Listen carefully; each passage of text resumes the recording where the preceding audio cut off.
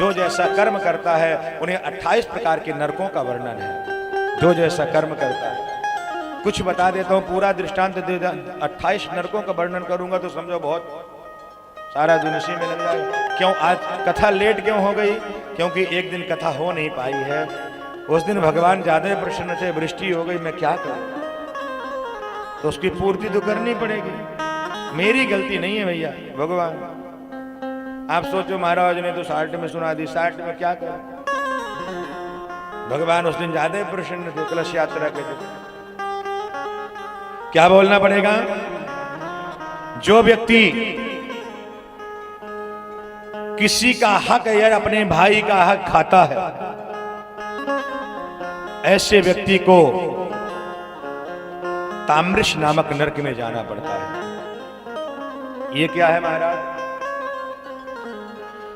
एक अंधकार अंधकूप बन है और उसमें तुम्हें पटक दिया जाएगा। हिंसक जीव तुम्हें अनेक प्रकार से डर लगेगा, भयभीत होगी तुम्हारी आत्माएं, क्योंकि किसी को तुमने भयभीत करके तुम्हें खाया है, अपने भाई का अंश खाया है, तो तुम्हें भयभीत किया जाएगा और तुम डरोगे, चिल्लाओगे, बचा लो। लाखों वर्ष तक कोई बचाने नहीं जाएगा, पड़े रहोगे। जो व्यक्ति शास्त्र की निंदा करता है, अपने माता पिता को कष्ट देता है और गुरु को अपने कष्ट देता है, गुरु की निंदा करता है, ऐसे को अंधतामिश नामक नरक में जाना पड़ता है। तांबे के विशाल योजन, लाखों योजन लंबा परत बिछी हुई है एकदम, और उसी में तुम्हें पटक दिया जाएगा। चिल्लाओगे गरम एकदम, हे प्रभु रक्षा करो, भगवान बचाओ, लेकिन कोई बचाने नहीं जाएगा। जो पर स्त्री पे कुदृष्टि रखता है, पर कन्या में कुदृष्टि रखता है, ऐसे व्यक्ति को कुंभी पाक सुकरमुख नामक नरक में जाना पड़ता है। वो क्या है महाराज? शुकर का मुख इतना मजबूत होता है कि जमीन को खोद देता है। जो स्त्री अपने पति के सिवा दूसरे वर पुरुष पर मनमुग्ध हो, और जो पुरुष अपने स्त्री के सिवा दूसरे पत्नी पर कुदृष्टि करे, उसे सूकर मुख नामक नरक में जाना पड़ता है। इतना विकार महाराज गन्ने के रस की तरह उसे पीरा जाता है। चिल्लाती है लाखों वर्ष तक महाराज, हजारों लाखों वर्ष कोई बचाने नहीं आता। जो व्यक्ति अपने घर में आए हुए अतिथि को भोजन ना करा करके और स्वयं भोजन कर करके अतिथि के पास पहुंच जाए और अतिथि भूखा बैठा रह जाए, ऐसे व्यक्ति को कुंभी रौरव नामक नरक में जाना पड़ता है। कीड़े के नरक हैं, उसे कीड़े नोच नोच करके खाते हैं। बड़ा व्याख्यान है अभी तो, नरकों का बहुत। हाँ, लेकिन लोग यदि इसको समझ जाएं तो सारा, क्या बोलना पड़ेगा? जोर से बोलो ना। फिर प्रश्न कर दिया राजा ने, ये जो 28 प्रकार के नरक आप बताए हैं, इन नरकों से बचने के लिए, कोई यातना से बचने के लिए महाराज, लेकिन ये महापाप है, ये पाप नहीं। जो छोटे मोटे कोई पाप हो जाए, जैसे झाड़ू लगाते वक्त कोई कीड़ा, ये कोई ऐसा पाप हो जाए तो पंच ग्रास से क्या क्या कृमि, कीड़ों का भोज, जैसे मछलियों को, अग्नि का भोज, कुत्ते का भोज, गाय का, और इसके बाद में अतिथि का। पहला देखो, घर में पहली रोटी किसकी होती है?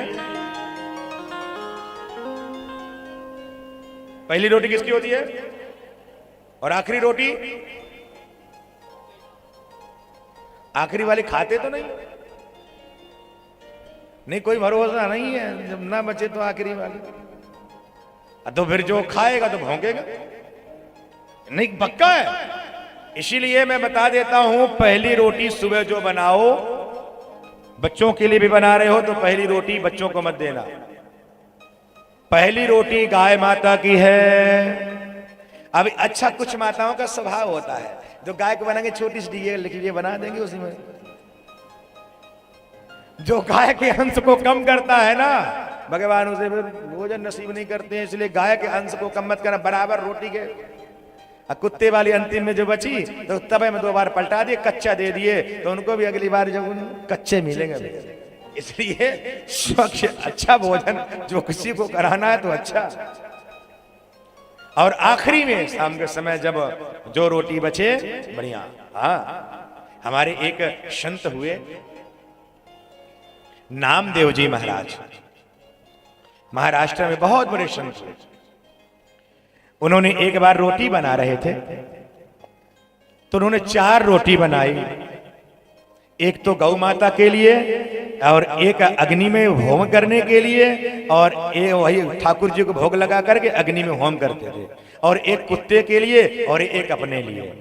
तो चारों रोटी जैसे सेक करके टिक्कड़ होती थी, साधुओं का भोजन है, दाल बाटी टिक्कड़, दाल बाटी चोखा, कभी न खाए धोखा है?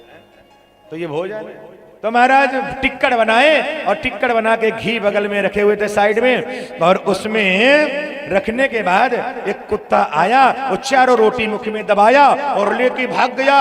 संत पीछे पीछे, अरे प्रभु रुक जाइए, अरे घी तो लगा दूं, सूखी क्यों खाओगे, घी तो लगा दूं, रुको रुको रुको रुको, अरे ऐसे सूखी क्यों खाओगे। दौड़े दौड़े कुछ दूर जैसे गए, कुत्ते ने देखा छोड़ेगा नहीं, वहीं रुक गए, रोटी छोड़ दिए, कुत्ता वहीं बैठ गया, वो रोटी चुपड़ने लगे। उसी से भगवान प्रकट हो गए। वही महाराष्ट्र में एक भगवान की पूजा होती है, विट्ठल देव जी महाराज।